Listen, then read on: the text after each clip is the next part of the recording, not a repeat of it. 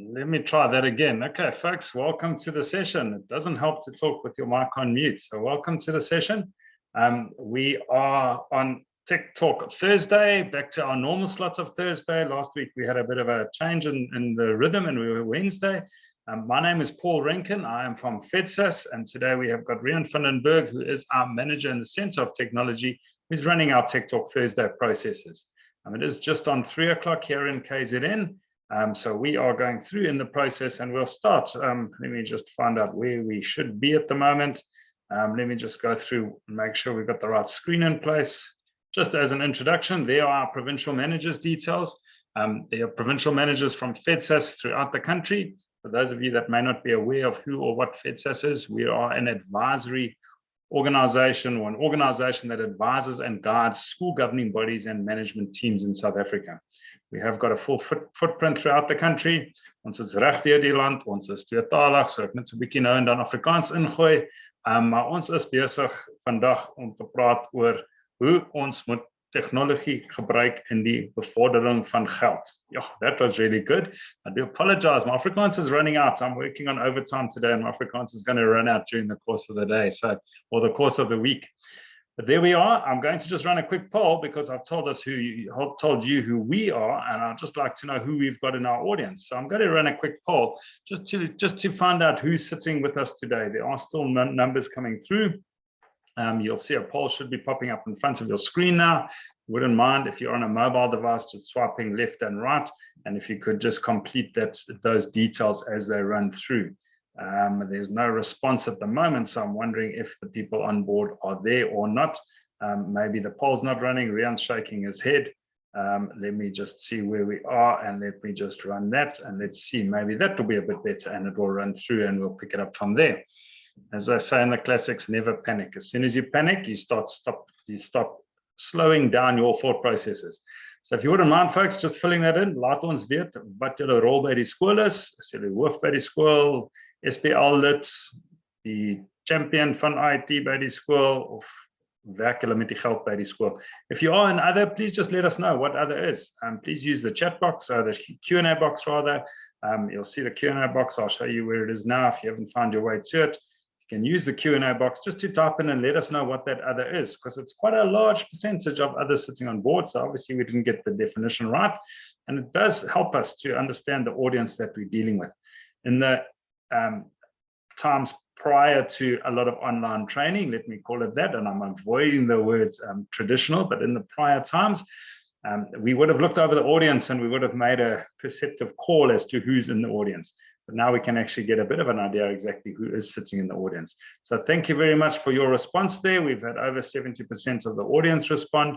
I'm going to share those results with you so you can get an idea of who's in the audience as well. And I see something has been dropped in the chat box, so we'll just pick that up while we're sharing those results. 4% principals, SGB members 19%, school IT champions 7%, and then finance chair and finance committee member. We expected a number of those. Really interested to see what the other is, and I see someone has typed in that they're the financial secretary, so that's great to have you on board. And if anybody else wouldn't mind just dropping some details in there from that side. That is where I'm going to hand over to Riaan. Let me just check. There's a SPL voorsitter. Baie dankie dat jy hier so is en welkom aan die sessie. Let me just stop sharing so I can hand over to Riaan. Thank you very much for those comments that are coming through. This is an interactive session. Please feel free to throw the questions in there. Riaan's going to be handling the introduction and then introducing Norman as well. And then we'll handle the questions in the end. So yeah, Riaan, great to see you on board. Last time I saw you, you were on a bicycle. We won't argue who was ahead or who was behind. But thank you very much, and great to see that you're safe back in Gauteng. You had to get that in. Yeah, thanks so much, Paul. Goeiemiddag, good evening, Sawubona, Dumelang, how's it? Aware of net soos my kinders sê, welkom by die sessie vandag. It's good to be talking to you. I feel in a happy mood today. I feel there's a sense of change in season. I was cycling down in Howick on Tuesday morning after visiting a school there, and yeah, it just seems like there's beauty in the change of scenery with the leaves falling. There's a rusty look about our lives, and I just want to appreciate that we're healthy and that we're good. And I want to just in this wake of all the talks of what's happening in this medical space and health space, just urge you guys to stay safe. Remember that we have an important job to do at our schools. So where you are, stay safe, stay healthy, and let's keep fighting. We're happy to invite and welcome Norman Colling with us today. He's a guest speaker from Registered Communication. We've been dealing with each other quite a bit. I think this is the third or fourth session that we've had with Norman. The first time was in hard lockdown, where no one of us could have gotten out. Now we're out and about, but we're going to keep sharing their message, because we find that it's a very relevant topic. And we've had very good feedback from schools, member schools, that have started using their service and really getting traction on that. So Norman, in a few minutes, you'll be sharing with us. I just want to open the session with a few thoughts from my side and quickly share my screen. That is all good to go. Yeah, I'm sure you can see my screen there. So Tech Talk today at 3. Paul mentioned that last week we're on Wednesday and today on Thursday, so it's usually on Thursday. We're in 2021, but it looks slightly different. So the @ sign, the bracket, the @ and the exclamation mark if you hit shift. So the year is a little bit dear mekar. It's on steroids. It's really augmented. And I feel it very much that we're running faster. We're thinking of more solutions, and we have more issues to deal with. Our message this year from the Center of Technology is very clear. You're going to be hearing me like a broken record. I changed the slide today just so for my own sanity that it's looking more creative and not so monotonous. So on the iPad side, we see that we want to say this is just how we roll. This year is not an emergency. This year is just, we deal with day to day as it comes. If you don't have power, you make a plan. If you do have power, you turn on candles and make it romantic. Whatever it is we do, we just roll as we find life. So the youth say, this is how we roll, teacher, this is how we do things. So let's be in that mode and not be scared of something that has changed. I think we all need to be aware of the fact that future plans can change any minute, like we've seen with sports, school sports this week. The second one is one size fits one in the technology space, but in the whole education space. I think we make the mistake of trying to fit one size to all. So what we're saying in the tech space is everything in the market is not necessarily for all schools, but we talk to all schools about it, because you might be the one school that wants to use this. And everything at a school is not for all learners, or in this case, for all debtors, for all processes. So yeah, keep that in mind. And if you liberate your thinking to the fact that, yes, we might be doing something for a niche. We do rugby, we do choir, we do debate. Everyone in the school doesn't do everything, but some things are for some of our learners, for our processes, for our staff, and even for our parents. So keep that in mind. On the chalkboard today, we have the age-old message of the Center for Technology. We've got to learn as we live. Let's keep thinking that our living environments, living thinking, living spaces, got to be mirrored in our learning spaces, in our education spaces. We extended that to say we've got to teach as we live. I was visiting a school this morning, and they've just implemented some strong technology, and the teachers are flying with what they have in their classrooms, because it feels like what the life outside the classroom is looking like. Today, we're going to be focusing slightly more on the manage as we live, the management processes at school. And I'm glad to see a lot of SGB members, FinCom members, treasurers in this space to apply technology to some of the processes that we have and making it much better. On the productivity side, I want to give us a tip today. So I hope this works for you, because I tried it with myself, and it's very difficult with you guys not participating and raising hands and clapping and saying and ah in the background. But I think it's crucial for us to get our mindset in a space of being more efficient. And the way that I want to explain it today is to ask you a few questions. So if something is cheaper, I don't know, if you buy something, if it's cheaper, what do you think?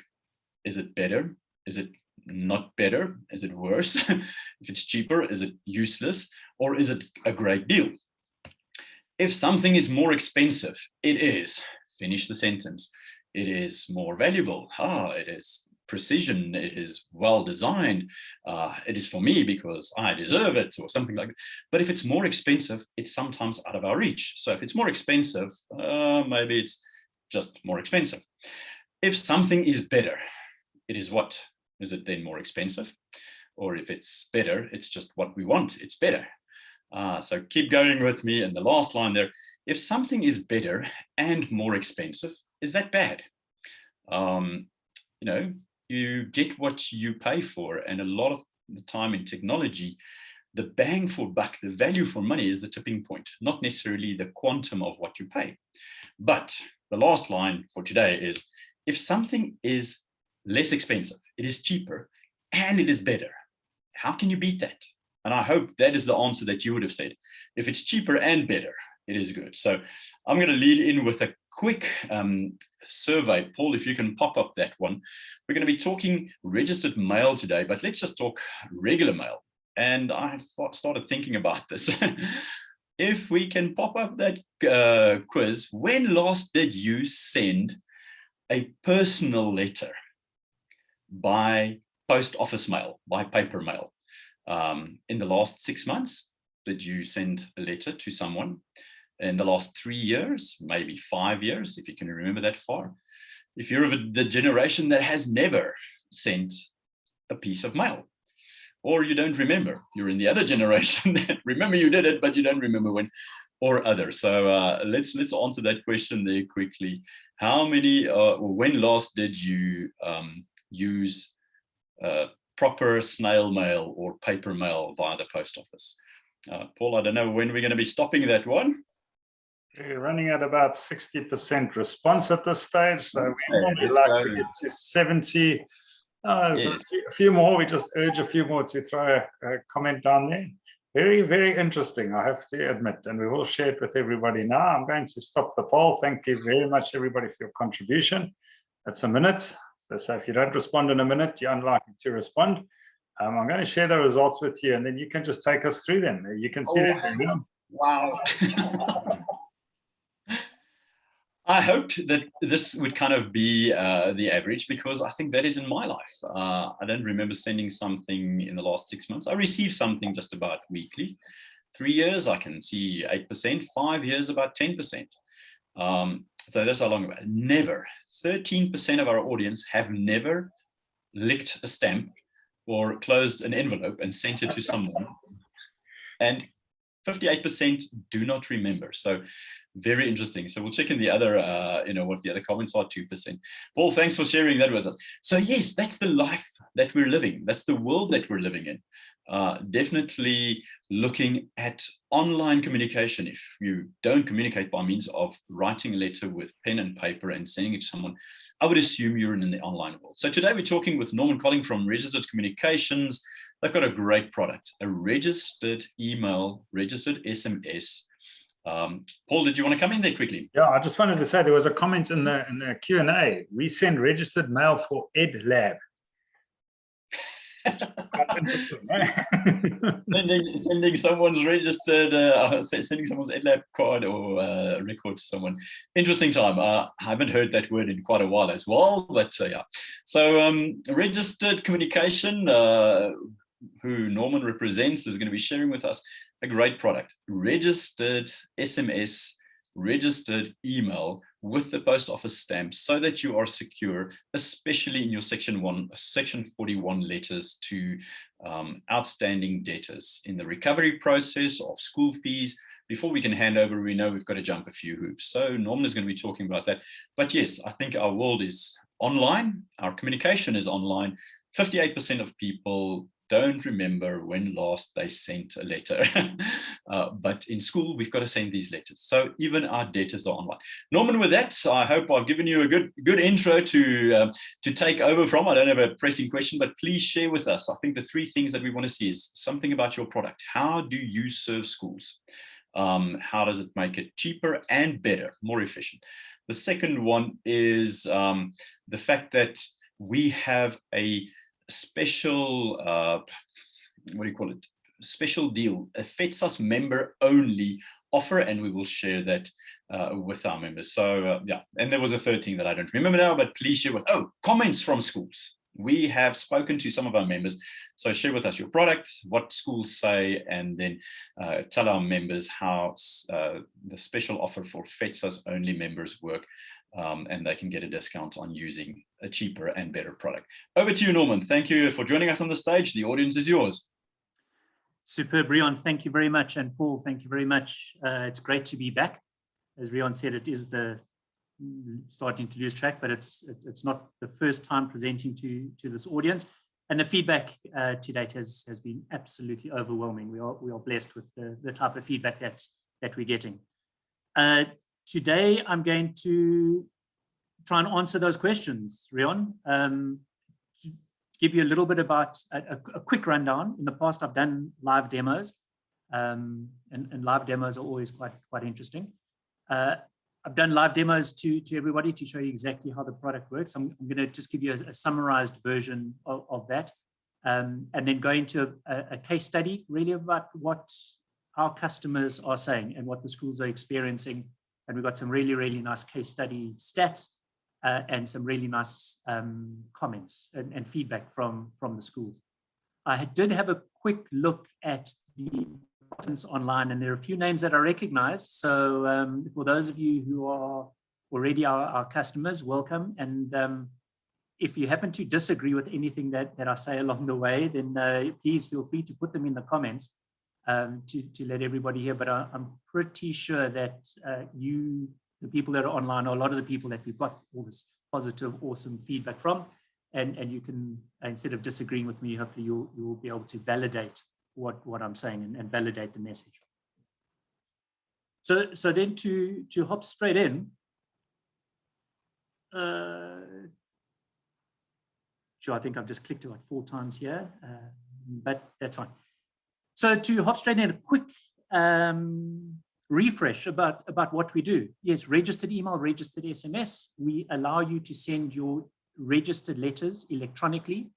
So you know when you need to send formal notices to parents, and today you don't get sort of great responses out of the paper channels. What we do is we allow you to send those notices electronically with the required legal alignment to be a registered letter and at the speed of an electronic transmission. So we deal in minutes, and in the paper world, I like to say that you typically deal in days, although the feedback we get is that it's more likely in weeks or months. Just the recap on how easy it is to send a registered email. We don't require you to install any software or buy any new hardware or anything like that. You operate the registered email system directly from whichever workstations you've got and whichever email platform you use. So on the screen, I've just got an example of an email that we typed up, and you'll notice some stock standard attributes. So the first one is that you've got to type in the recipient's address, and in your scenario, there's normally more than one recipient when you're talking about parents or guardians. You add in a subject line, you type up the body of the email, and you add in your attachments, whatever those attachments are.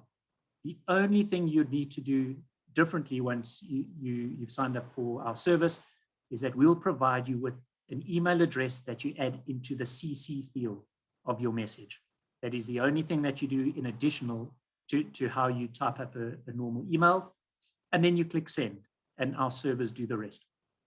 What happens then is that message goes around the world. And because you've added our CC address, we are able then to track the original sender and track the recipient and start collating all of that information. So now we fast forward to what we term the registration certificate, the track and trace report that you need. And there's certain information that needs to be made available. So the date and timestamps, who sent what to whom, when was that message received. And then we go a step further in that we can then validate the contents of that message as well. What I mean by that is, in the paper world, as soon as you've put a letter into an envelope and you've sealed the envelope, for those of you who have done it in the past, nobody knows what is inside that envelope. So if you've got a debtor who is really ducking and diving, they can still say, yes, I received your letter, but there was nothing inside, or there was no invoice, or no statement, or whatever the scenario may be. In the digital world, we verify the contents and the attachments. We use some really clever new age technology to do that, but there's no ways that the debtor can then contest the contents of that message either. One of the great attributes about the service is that the recipient of the message also gets the track and trace report. So both the sender, yourselves, and the recipient gets that track and trace report. And that's normally a couple of minutes after the delivery of the original registered email. And why is that important? Well, when the recipient gets a track and trace report, it creates that scenario of, I know that you know that I know that you know, where they can't now make feeble excuses about, oh, I didn't know, or, oh, you didn't tell me. So that proactive distribution of the track and trace report is really, really, really valuable. How can we say that? Well, let's pop into the case study that I'd like to present. And this is actually a really, really nice case study. It's been running for now just over a year. In the schools environment, you know that your letters go through waves. There are periods when you won't have to send any of these formal notices out. And then there are periods where there's obviously a rush for these formal notices to go out. So let me explain to you what we did. We started off with a particular school. And there's one thing I'd love to know, because there are lots of schools people on here, and this is a bit of a tangent, but it created much debate in our office. The use of the apostrophe in schools proof of concept. Is that correct? Or is it apostrophe S as well? I'd love to see your comments. Well, that is correct in my world. If you're talking about multiple schools, who has a proof of concept? Then it's in the wrong place. Then it's in the wrong place. Is it a one school? If it's one school, if it's a single school, the apostrophe is before the S. Yes. But I'm not the linguistic champion here, so let's see what the audience says. But yeah. Brilliant. Right. So what we started with is the business as usual process. The line that you can see on the screen was our strategy going into this proof of concept, where there are X number of registered letters sent via paper at any given moment in time. So March, June, September, November, and then through March again, these were the peak months for this particular school.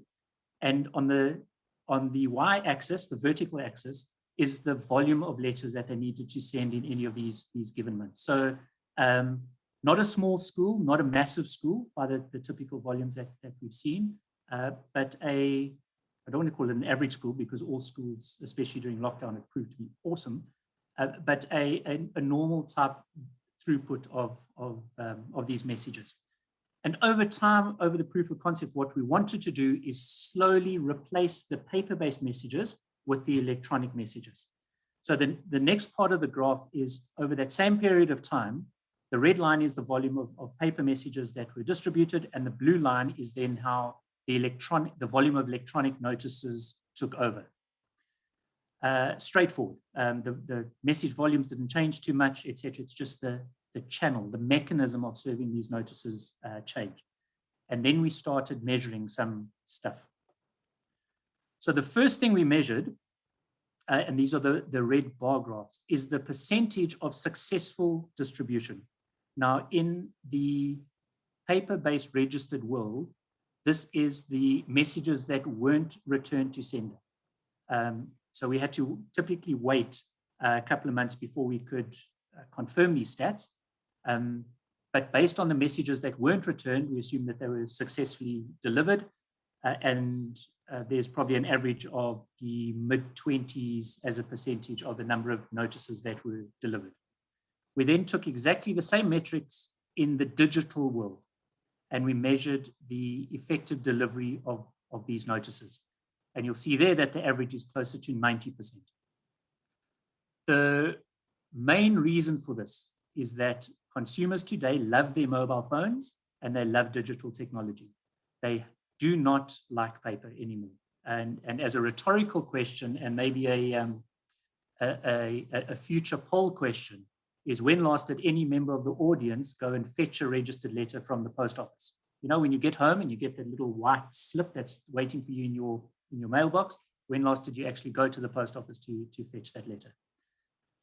So here we have a really simple view of delivery rate and delivery efficacy when comparing a paper channel to a digital channel. Now, arguably what is more important here is, so what? What does this mean for the school's environment? And so we start getting feedback.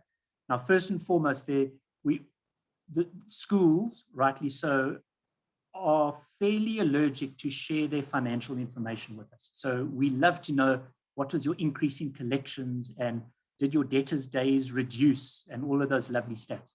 But understandably, we're unable to get that information. What we do get, however, is overwhelming response that the number of parents that proactively contact the school to make an arrangement goes through the roof. Now, for the school, that means that your probability of collecting money or resolving the situation, getting a partial payment, making an arrangement, whatever the scenario may be, the probability of getting to that scenario increases dramatically. And if you look at some of the comments, and these all came from schools, the overriding concept here is the increase in contactability with the parents. There is one at the bottom, which there are, at the very end of the process, when schools need to start litigating, and typically you hand your matters over to your legal partners. There are a few legal partners that specialize in schools collections, etc. So I added one of them because one of the questions, if you haven't heard our spiel before, one of the questions should be, well, is this legal? And in previous presentations that we've managed to do through the FEDSAS audience, we've gone into in-depth explanation about what makes this legal. The comment at the bottom comes from one of our legal customers that focuses on schools. Now, last year alone, they litigated on 10,000 matters, just over 10,000 matters. And they have the comment that we haven't even received a query from any of the matters in any of the courts around the legalities. So from a school perspective, apart from getting the efficiencies of the digital communications, the increased delivery rates, etc., there's the added, from your perspective, I guess, peace of mind. From our perspective, absolute legal certainty. And we can go through those in as much detail offline or in another session as you like. But we now have a case study as well of more than 10,000 litigation matters. And the feedback from the legal provider is, hey, no issues at all. So to summarize the whole scenario and to echo what Riaan said right up front, we have a solution that when you need to send a formal notice to any parents, and when that notice, because of the Schools Act, needs to be sent via registered mail, we have an electronic solution that doesn't require you to install any software or incur any upfront type purchases, and the benefits are on the screen. The main ones is the last two in the bottom left, that the increased response rates, and therefore you increase collections because you're increasing the interactions that you're having with your parents at any given moment in time. There's a financial benefit on the side, is that generically, straight off the bat, your direct costs results, when compared to paper-based registered mail, you'll have around a 40% saving in the direct costs per letter straight off the bat. So apart from the digital efficiencies, there's a financial efficiency as well. And I think it was point number 3 that Riaan mentioned up front, is that FEDSAS members qualify for an additional 5% discount over and above our typical market rates for these services. Riaan, I think that is short and sweet. I see that there are a couple of questions that have come through and comments. I would like to open up the floor to any Yes. kind of questions. or if there's anything you'd like me to spend a little bit more time on explaining. Yeah, maybe I think the glaring question, and I think if everyone can take a screenshot there, Paul, if you can share that bit.ly link, I did send it in WhatsApp or in the chat rooms, chat box, so that people can get that, so that they can just click and get the FEDSAS registration. But I think the glaring question is the one of, is it legal? So there are two things that I hear, and your graph, which is brand new news to me, shows me that you built a platform to comply with the legal issues of the handover process. But the added benefit was you don't have to go the legal route with everyone anymore, because people are responding before you hand over, but they're starting to pay, so there's no need for it. So the fruit of the tree was slightly different than the identity of the initial tree. But is it legal? You mentioned it as the question came in. The law says it must be a registered letter. Now, a letter, a meeting, my tax return, it has to be registered, but it doesn't have to mean letter is defined as paper. And that is what you, and I think only your company in the country, got sanctioned by the post office, that whatever you send has the same status as registered.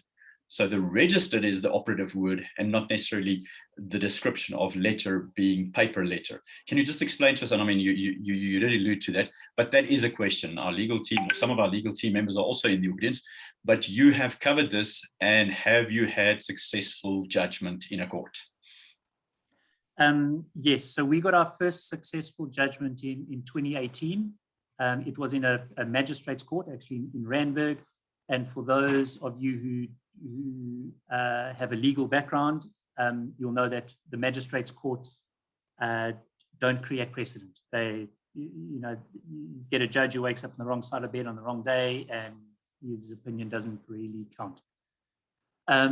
More recently, we've been getting many matters through various high courts, to the extent that we had a matter in Pretoria not so long ago, where the judge ordered the plaintiff to serve notices on a defendant, to serve them electronically, to serve them in compliance with our Electronic Communications Act, specifically the clause that deals with electronic registered post, and specified in the court order that the plaintiff has to use registered communication, PTY Limited, in order to serve these notices on their behalf. So in a very flattering kind of manner, that's the extent that we've got to from a legal perspective.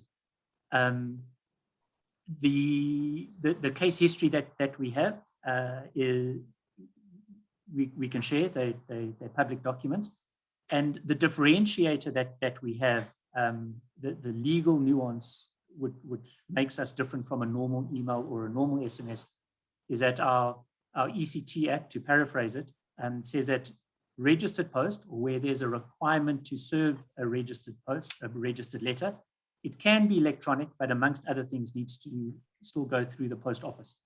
And that's the technical integration that we were very fortunate to be able to get right a few years ago with our post office, in order to comply with the provisions of the Electronic Communications Act. This presentation on the legalities is probably a half-hour or 40-minute presentation. As I said before, I'm very, very happy to answer more detailed questions. They do become very detailed very quickly. So for those of you who aren't interested, I wouldn't want to sort of bore you with the details now, but please do feel free to reach out to us, and we can go into this in as much detail as is necessary. Brilliant. Paul has popped some of the other questions online there. I think we started with number 3, because that has been the topic since we met each other. What does the law say? But I want to reiterate, it might be that using this product, so the better, is it actually gets the job done of recovering outstanding fees rather than just being compliant in the handover process. And it is cheaper. There's a 40% saving in direct cost. But I want to add to the direct cost issue of someone has to go to the post office. Not my favorite thing. Someone has to stand in a queue. Also not my favorite thing. Someone's salary is being paid for them to stand in a queue. that is school salaries bill, that means it's money. So there's a lot of direct, call it indirect, direct costs of travel time, travel cost, execution time, and then waiting time. And then you get to a 20 or 30% efficiency rate by that means. So yeah, I think that is slightly the difficult one. Can collections agencies, collection attorneys use this? I think the answer is an emphatic. Absolutely, absolutely. We have attorneys who collect on behalf of schools that recommend schools to us. Yeah, again, you folk would know the process, the horrible litigation process way better than I'll ever know it. But in order to hand a matter over to an attorney, the school needs to perform certain steps first. And if the school doesn't perform those steps, then the attorney can't do their job. And so we have attorneys recommending us to the schools to help the schools perform their roles and responsibilities first, so that if the matter then goes to an attorney, then they move it. They can move forward. As I mentioned in the one comment, it was a collection attorney that focuses on schools that did just more than 10,000 litigation matters last year. And one of our clients has been for, I want to say, 2.5 years now. They're one of our valued customers. Yes. I like it. Before you answer the second one, just read through it yet, the POPI issues. I just want to make a comment on that, and that's specifically for our members online today. Yes, your collection attorney can use this, but as a school, if you register and you use your own portal, you don't just get the, more price efficient solution. But if you're a FEDSAS member, use your own, even with your attorney, give him or her the login details, you still get a 5% additional FEDSAS member only service. So we really try and look for value to our FEDSAS members. So it's worth your while to be a FEDSAS member, get this deal and use this, and that's straight onto your bottom line. Norman, POPI, is it an issue or not? I've got a few thoughts, but let's throw it to you. Okay, so POPI is an issue. It's not an issue for us, but schools, if you haven't started your POPI journey yet, start. It's a beast, but needs to be done. POPI doesn't. As a company, we are POPI compliant. For those of you who are your information officers at the schools, you would know of a similar piece of legislation called the Gdpr, the General Data Protection Rules, that went live in Europe, when you say 2 years ago. Yeah. And POPI is based on Gdpr. If you read the two pieces of legislation, they're very, very similar. From a compliance perspective, we were effectively POPI compliant when Gdpr went live, because we have to be, just from a data protection perspective. So absolutely, we've got all the certifications and our compliance and everything that you need. So that's an emphatic yes. The rest of the question around an unrelated party in the distribution of confidential information. You have and I've just forgotten the terminology, and I should know it. You have the data subject, and you have an operator, and you have effectively the service provider. The data subject would be your parent. The service provider is the school, and we the operator that sits in the middle. And it's the whole POPI Act was effectively written to allow those three parties to act in unison on making sure that personal information is always protected. So as the operator, we make sure that your personal information, or the school's personal information, or the data subject's personal information is never compromised. And there's a contract between you as a service provider and the user, which is the school, to cover it. So the POPI Act doesn't say we should not share anything, because up until now we've always been giving the bank the debit order details of all our parents who want to pay us, and we've not thought of that being bad. So the good people, we don't mind sharing information with the bank, but the bad people, we mind sharing information with someone that needs to pay. And I'm saying bad people in tongue in cheek, but the people that don't comply with us. So parents have signed a contract at the school to say, this is a fee-paying school and we commit to paying fees. And if not, the school, if they use the FEDSAS admission policy and documents, the school is in a position to use the information at hand to recover the unpaid school fees. So yeah, but we can take that discussion further.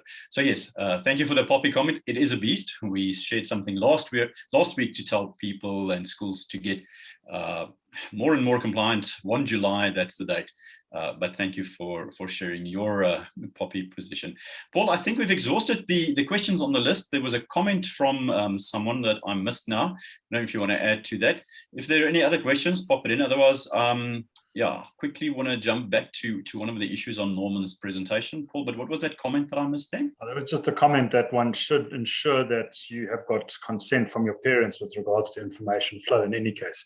And it's going to become a standard Poppy requirements in any case, and it's part of the process that you probably would have had before, but the comment was focused also on the electronic processing of that information.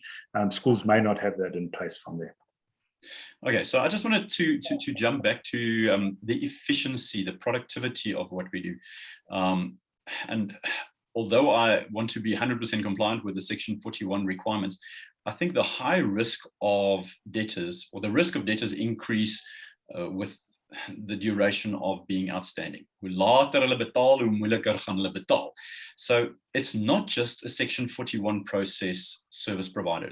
It seems like the moment you communicate with someone and it comes through as registered mail, even if it was not required by law, but it's just enforced communication, there is a big sense of reaction, or at least the communication lines open, because they receive the communication on a mobile or on a computer.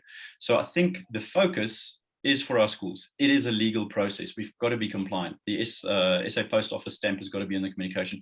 And you can also dovetail, not the and, not the or, but the and. Do registered mail as well as do registered communication. So do the compliance issues. But I think focus on that one slide where the blue bars are at 92 and 98 and 100% for delivery of communication. Because then you've not just done an exercise, you've actually communicated. And I think that is what to me is the big issue. And possibly before, instead of just making a phone call, do something. You can now send 2 for the price of 1 by 90 days. So you can send 1 by 45 days and it's effectively free because you're going to do a Section 41, let's say. So schools are in the crunch. The economy is definitely in a difficult place. And yes, we don't want to just chase debtors, but if someone did not apply for exemption, if they're supposed to be willing debtor and paying their school fees, yeah, let's get that in the best interest of the school and recover that money. Last comment from you, Norman, if I can throw you in that one. Anything, you've got your contact details, there's a call to action, there's a great deal for FEDSAS members, but you're willing to discuss anything in person with a particular school if need be, and then your final comments. Yeah, absolutely. Any questions, please reach out. We'd obviously love to have you on board. We can put you in touch with other schools who are experiencing some of the benefits. You know, your school's community is very close and you guys do speak to each other. So if you need us to facilitate that as well through Riaan and Paul and so on, we're very happy to do that. And if there's any technical detail that you require, then please do reach out to me or via Riaan and Paul, and we can set up those technical detailed discussions. Thank you so much. Yeah, as I started, if it's cheaper and it's better, we need to consider it. If you're spending more money on this, you might be considered to be spending wastefully because there's a cheaper way out there. And do your own investigation. If it's better, it's a good way. So I think don't take a very long decision-making cycle at your school to investigate this, look at this in depth, and we're really bringing you a great service to our schools. Mr. Renken, it's over to you to close the session, and thank you for your time, Norman. Yeah, super. Just before we close, Norman, before you rush away, there's just a question which I think I better put in the process here. Is it economically worth the cost to use this for notices of disciplinary hearing or notices of budget meetings? Do you want my answer or a neutral answer? I think So the way that I think I should answer that is, if ever you're in a scenario where you need to send out important notices and you've had the case of people claiming that they never got the notice, and that has affected your process negatively, then it's absolutely worth your while to send these out. So if you need to, I use that example, you're needing to get a budget passed in order to do improvements on the school so that your learners are better off, but you can't get the budget passed because people always claim they're not getting the notices and so on and so forth, delaying tactics, then it's absolutely worth your while, because the end picture justifies that business case. Remember the cost of a letter. So do the numbers mentally. That you know what you're paying for a registered letter, and the cost of a letter is the cost of a registered email or a registered SMS is about 40% of that, the cost of the paper, with the efficiencies and so on and so forth. So we certainly think it's well worth your while if you're sending out disciplinary notices or notices of AGMs or budget meetings or whatever the case may be, the voting circulars and mandate forms, etc. The possible use cases are endless. But I think the sanity check that you need to ask yourself is, if the recipient doesn't get the notice or doesn't respond or claims that they never got it, does it affect your ability to do your job? If the answer to that is yes, well, then it's worth your while to send out a formal electronic notice. Thank you very much. Yeah, thank you. Norman, indicative price. I see there's a cost. I don't think it's terrible. I think, if I remember correctly, it's in the region of 45 Rand for a registered piece of mail without traveling time, traveling cost, and all those things that I spoke, but just direct cost. So we're looking 45, 25, something to that effect, of your, I don't know, somewhere close in that region. I mean, I can tell you our list price is 18 Rand 50, and and if my maths was better, I'd be able to take the 5% off that sort of on the fly, but I'm not even going to try that. Yes. If you told me 10%, then I could do that. At 18 Rand 50, that's 5%. So yeah, about 90 cents off. So it's 17 Rand 50 for FEDSAS members. My extra comment to that is just, and thanks for the question, Mr. Kolditz. I appreciate that. The opportunity cost of not doing it sometimes is far more reaching than the direct cost of doing it. So what I see in Norman's presentation is the opportunity cost of not communicating effectively is unrecovered outstanding debtors. So that is lost. You just went through the motions and you give it over to the handover attorney. But the opportunity or the direct cost of using the service actually gets to recovering it. So the opportunity cost of not doing it is possibly thousands, and you might be looking at a couple of hundred or a couple of thousand for doing the cost. So just keep in mind, that's another free tech tip, purchase or acquisition tech tip today. Norman, thank you for your time. We're slightly over time. Appreciate it. Paul, if you can close the session for us. Really great spending time with all of you. Thank you for participating, sharing your the survey information was my anecdote for the day. A lot of people don't remember when last they sent a piece of mail. So I want to give you my physical address and get in the loop of things and send me something by Christmas. I'm just joking, but yeah, possibly something to teach our kids that there was something like post office and slow mail out there. Over to you, Pete, Paul. I don't know, the Beatles are all on the show today. Mr. Rankin, cheers, man. Thank you. Thank you very much. Linda, there was a question. I just urge you to try and get hold of Norman. He'll be able to respond with that question. I thought I must just put up the information that we've got on our website. On our landing page of our new website, there is a link that goes through to all the information that is useful about Poppy or Papaya or Popia, or however you would like to pronounce it. We know that there is a time frame that's happening. There's a data sheet there too that you can go through, that the webinars that we ran last year in preparation of the process are available on YouTube. The links are on that data sheet that comes through, so you'll be able to pick up that. And then over and above that, there's also a direct link to our website, which will allow members to get into the checklist and the control list that you will need with regards to go through the process. Please, folks, we don't want you to waste school money. It is a daunting process, but there is a process that will help you going through it. No need to go and spend, and I've heard upward of schools looking to spend 40, 50,000 Rand to get compliance with regards to PAPIA. But please, folks, there is a step-by-step process. There's all the information's there. Our provincial managers are available to assist you in the process. It's there in front of you. It's right sitting there on our website where you can get access to it. So please, I know there's a rising concern about it. Maybe it's taken off focus of other concerns. We do need to comply to it, but there are steps that will help you through that process. And I urge all schools to please go through that process first. Not a difficult process, it's just uncertain. It's just unknown. We just don't know what it's about at the moment. And hence we're trying to hand it over to someone else. But it is a step-by-step process that will be able to take you through that. And then just to finish off, we are finishing off with our Big 5 training processes tonight. And then we've got one more induction, which we're running an induction process, induction training on Saturday, just an extra session that we've put in.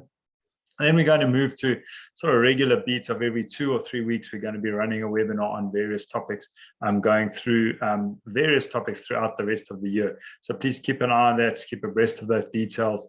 There's the snap scan. If you want to take that detail and pick up that QR code, and you'll be able to then get all the information and take it through for you. And then finally, there was 1 or 2 requests for some information. So please take down the provincial manager relevant to your province, and take down the provincial manager's email address and cell phone. I will share with you a parting comment about postal services, but we don't have a PO Box address number there. But please take those details and get hold of them. That is the way they're communicating. In parting, I'd just like to share with you that the only piece of mail I got in my post box over the last 2 years was the renewal notification for that post box. And at that point, I decided no longer worthwhile keeping the post box going. That's the only bit of mail I ever got in that post box, the renewal notice for that post box. So with that, folks, thanks very much. Riaan, over to you for the last word. No, I just love that comment. No, 100%, Paul. Thank you for everyone participating. Yeah, let's think of the world we live in and mirror our management, learning, teaching, and whatever processes to that. I think we owe it to ourselves to be immersed in the time and space that we're living in. I visit many schools, and I find that sometimes we still have to make a jump into the 21st century, but we're already in the roaring 20s of the 21st century. So let's utilize the tools of our time. Let's get ourselves up and running and be more efficient. And sometimes we cannot afford to not spend money on technology. Sounds like a paradox, but we're spending a lot more time and effort and opportunity cost somewhere else. So that's my final thought. Thank you for joining us. Keep well. No Tech Talk next week. We're busy with a lot of